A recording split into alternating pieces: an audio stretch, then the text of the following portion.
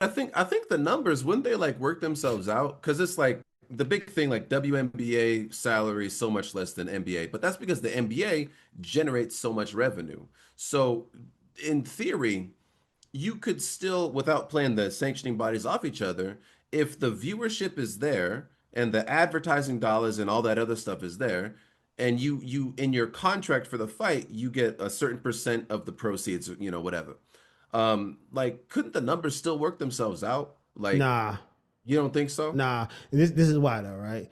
So, and think about like in the NBA. So when they're doing collective bargaining, you got to take into account not only the ticket sales, because they do revenue sharing, by the way, Mm. but the ticket sales. You got to think about the market. Then you got to think about the TV deals and the TV deals in each market and which networks are buying those. All that money comes in to be collected bargain so they can have their salary. You got to think about that the same way for the sanctioning. So HBO boxing may pay more than Showtime boxing. Showtime may pay more than network television.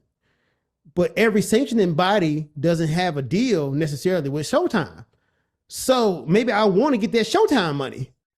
So if I want that Showtime money, I might have to get with this sanctioning body, right?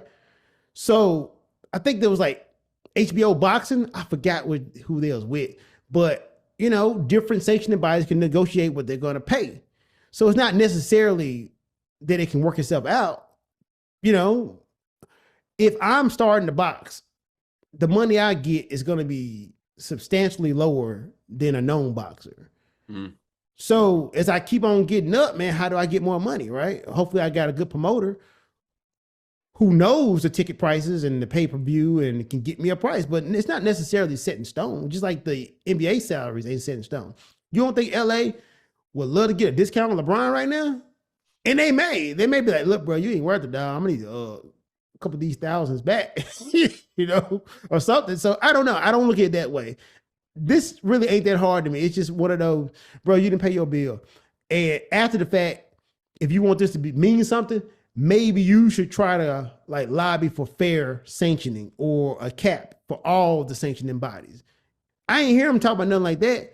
Like this is just dude saying I want to pay this money, and that's cool. Like yo, you got your money, you got to pay. I mean, but Yeah.